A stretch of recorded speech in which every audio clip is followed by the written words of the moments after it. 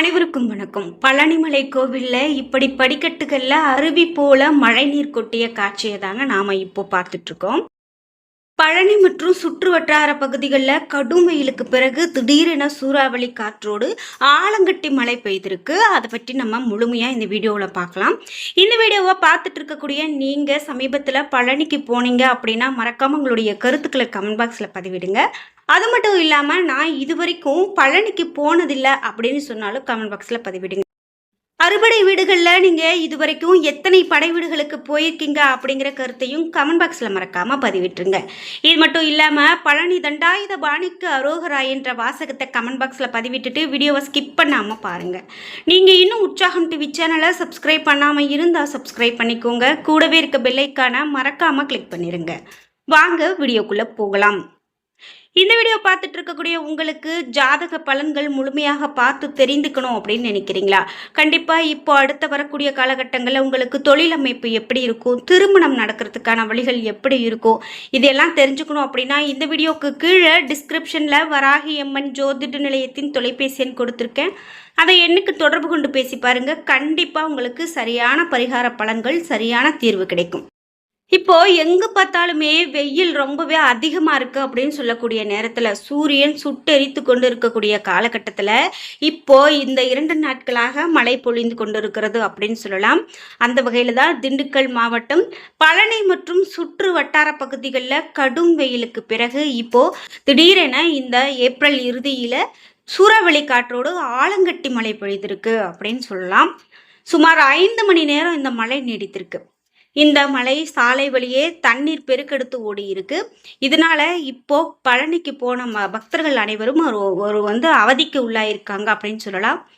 இடும்பன்குளம் பகுதியில் தகர ஷெட் கவிழ்ந்து பாதிப்பையும் ஏற்படுத்தியிருக்கு. அது மட்டும் இல்லாமல் இங்கு மரமும் முறிந்து கீழே விழுந்திருக்கிறது. இப்படி நிறைய விஷயங்கள் இப்போது பழனியில் இந்த மழையின் காரணமாக நடந்திருக்கு. இதனால் இப்போ ரொம்ப பரபரப்பாக போயிட்டுருக்கு அப்படின்னு கூட சொல்லலாம். இப்படி பேய் மழை பெய்த காரணத்தினால திடீர்னு இந்த கனமழை காரணத்தால நகரத்தினுடைய தாழ்வான பகுதிகளில் வெள்ளம் ஏற்பட்டிருக்கு. மழையின் தீவிரத்தால மலைக்கோவிலினுடைய வெளிப்பிரகாரத்துக்குள்ள தண்ணீர் புகுந்திருக்கு. அங்கிருந்து படிக்கட்டுகள் வழியாக இந்த தண்ணீர் வந்தக்கூடிய காட்சியை தான் நாம் பார்த்தோம். இந்த காட்சி அப்படின்னு பார்த்தீங்கன்னா அருவி போல இருக்கிறது அப்படின்னு சொல்லப்பட்டிருக்கு. அதாவது படிக்கட்டுகளில் இங்கு பக்தர்கள் யாரும் இல்லாத நிலையில் இப்படி ஆர்ப்பரித்து ஓடக்கூடிய மழையை நம்ம பார்த்தோம். இந்த அசாதாரண காட்சியை பக்தர்கள் வியப்போடு கண்டு பார்த்துருக்காங்க அப்படின்னு சொல்லப்படுது. இது தொடர்பான இப்போ காணொளிகள் சமூக வலைதளங்களில் ரொம்பவே வேகமாக பரவி வருகிறது அப்படின்னு சொல்லலாம். சாதாரணமாக மழை அப்படின்னு பார்த்தீங்கன்னா இப்போ கொஞ்ச நாளாகவே மழை வராத நிலையில் திடீரென இந்த பழனியில் இப்படி மழை பெய்ந்திருக்கக்கூடிய காட்சி இப்போ ரொம்பவே வைரலாக போயிட்டுருக்கு அப்படின்னு சொல்லலாம். இப்படி மழை மட்டும் இல்லாமல் குளிர்ந்த காற்று வீச துவங்கியதால் பொதுமக்கள் மகிழ்ச்சி அடைந்திருக்காங்க அப்படின்னு சொல்லக்கூடிய நிலையில் இந்த மழை சற்று பாதிப்பையும் ஏற்படுத்தி இருக்கு.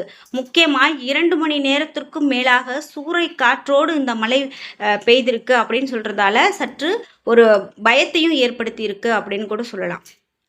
முக்கியமாக இந்த கோடை வெப்பத்திலிருந்து தற்காலிக நிவாரணம் அப்படின்னு கூட நிறைய பேர் சொல்லிட்டு வர்றாங்க.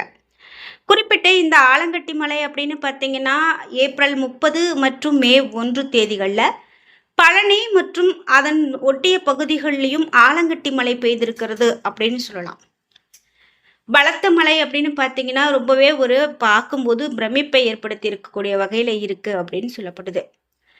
குறிப்பிட்டு பழனிக்கு நீங்கள் எப்போ போனீங்க? உங்களுடைய கருத்துக்களை மறக்காமல் கமெண்ட் பாக்ஸில் பதிவிடுங்க. பழனி பற்றி உங்களுக்கு தெரிந்த தகவல்களை இங்கு பகிர்ந்து கொள்ளுங்க. முருகப்பெருமானுடைய அறுபடை வீடுகளில் 3ஆம் படை வீடு அப்படின்னு சொல்லக்கூடிய இந்த பழனிக்கு நாள்தோறுமே பக்தர்கள் வரக்கூடியதை நம்மளால் பார்க்க முடியும். பழனியில் முருகப்பெருமான் ஆண்டிக்கோலம் கொண்டு நாம் வேறு எங்கும் பார்க்க முடியாத ஒரு அற்புத காட்சியாக அவர் நமக்கு காட்சி கொடுப்பார் அப்படின்னு சொல்லலாம். பழனிக்கு ஒரு முறையாவது போயிட்டு வரணும் அப்படின்னு சொல்லுவாங்க. ஏன் அப்படின்னா எப்படிப்பட்ட தோஷமும் நீங்கக்கூடிய ஒரு கோவில் அப்படின்னு சொல்றதால நம்ம முருகப்பெருமான ஒரு முறையாவது பார்த்து வழிபாடு செய்கிறது நல்லது அப்படின்னு சொல்லலாம். மேலும் தினமும் 6 பொருட்களால அபிஷேகம் செய்தாலும் அவற்றில் உள்ள மிகவும் சிறந்தது அப்படின்னு பார்த்தீங்கன்னா பஞ்சாமிர்த அபிஷேகம் தான். பஞ்சாமிர்தம் அப்படின்னு சொன்னா முதல்ல நமக்கு ஞாபகம் வருது இந்த பழனி தான். இங்கு முக்கிய பிரசாதமாக பக்தர்களுக்கு வழங்கப்படுவதும் பஞ்சாமிர்தம் தான். முதல்ல தங்கரதம் உருவாக்கப்பட்டது இந்த பழனி முருகன் கோவில்ல தான். அதற்கு பிறகுதான் மற்ற கோவில்களில் தங்கத்தேர் ஏற்படுத்தக்கூடிய வழக்கமும் ஏற்பட்டிருக்கு அப்படின்னு சொல்லலாம். அறுபடை வீடுகளில் ஒன்றான இந்த பழனி கோவிலில் தமிழகத்தில் இருக்கக்கூடிய முக்கியமான மற்றும் ஆண்டு முழுவதும் அதிகமான பக்தர்கள் வந்து வழிபடக்கூடிய கோவிலில் ஒன்று அப்படின்னு சொல்லலாம். இன்னைக்கும் பல மர்மங்களையும் அதிசயங்களையும் கொண்ட இந்த பழனி முருகன் கோவிலின் மூலவர் நவபாஷாணத்தால் போகர் அப்படின்னு சொல்லக்கூடிய சித்தரால் உருவாக்கப்பட்டது மிக பெரும் தனி சிறப்பு. இது நம்ம எல்லோருக்குமே தெரியும். இந்த கோவிலில் முருகன் சன்னதிக்கு அருகிலேயே போகர் சித்தருடைய ஜீவ சமாதியும் இருக்கும். இங்கு முருகப்பெருமானுக்கு தினமும் 6 வகையான அபிஷேகங்களும் 6 வகையான அலங்காரங்களும் செய்யப்படும். காலை முதல் இரவு வரை முருகப்பெருமான் 6 வகையான திருக்கோலங்களில் காட்சி கொடுப்பாரு. பழனி முருகன் கோவிலுக்கு போறவங்க பொதுவாக ராஜ அலங்காரத்தையே பார்த்து வணங்க வேண்டும் அப்படின்னு விரும்புவாங்க.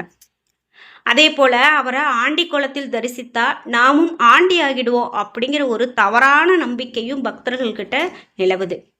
முருகனுக்கு எதற்காக தினமும் ஆண்டிக்கோலம், எதற்காக தினமும் இந்த ஆண்டிக்கோல தரிசனம் நடக்கும், இவையெல்லாம் நம்ம தெரிஞ்சுக்கலாம். முருகன் தன்னுடைய பலவிதமான கோலங்கள்ல அழகாக காட்சி தந்தாலும் அவருடைய ஆண்டி கோலத்துக்கு மட்டுமே ஞான தண்டாயுத பாணி கோலம் சிறப்புண்டு அப்படின்னு சொல்லலாம். அறுபடை வீடுகளில் பழனியில மட்டுமே முருகப்பெருமான் சிறு குழந்தையாக காட்சி தருகிறார் அப்படிங்கிறது பலருக்கும் தெரியாது. மற்ற தலங்களில் பக்தர்களுக்கு அருளையும் கேட்ட வரங்களையும் அள்ளித்தரக்கூடிய வள்ளலாக கருணை கடலாக விளங்கக்கூடிய முருகப்பெருமான் பழனியில மட்டுமே நமக்கு அஞ்ஞானத்தை விளக்கி மெஞ்ஞானத்தை தூண்டக்கூடிய அருள் வடிவமாக காட்சி தராரு. முருகனுடைய ஆண்டிக்கோலம் அப்படிங்கிறது நீ ஒரு மெஞ்ஞானியாக இரு, ஓட்டாண்டியாக இரு, ஒன்றுமே இல்லாமல் சாம்பலை பூசிக்கொண்டு கோவணத்தை கட்டிக்கொண்டு என்ன போல ஆண்டியாக வந்து நில் என்று சொல்வது இந்த கோலத்தினுடைய அர்த்தம் கிடையாது.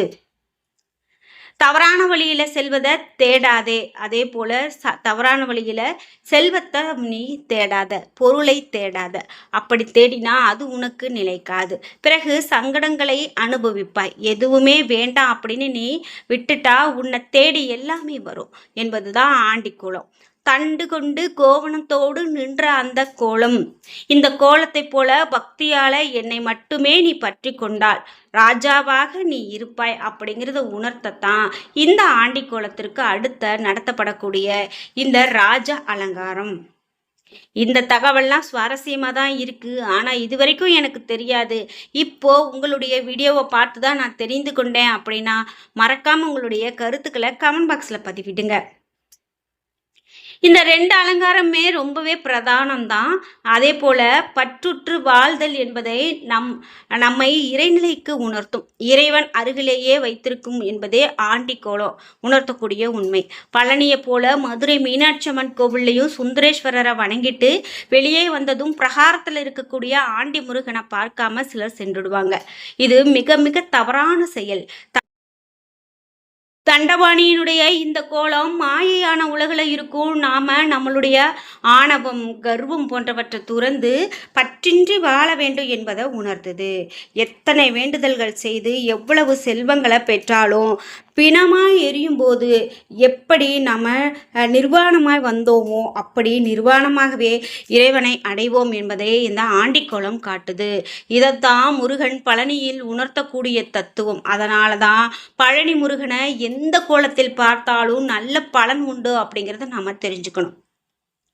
என்ன நண்பர்களே, இன்னைக்கு வீடியோவில் பழனி முருகன் பற்றிய ரொம்ப சுவாரஸ்யமான தகவல் மட்டும் இல்லாமல் பழனியில் நேற்று பெய்த மழையில் என்னென்ன நடந்தது அப்படிங்கிற காட்சியையும் நம்ம வீடியோ காட்சியாக பார்த்தோம்.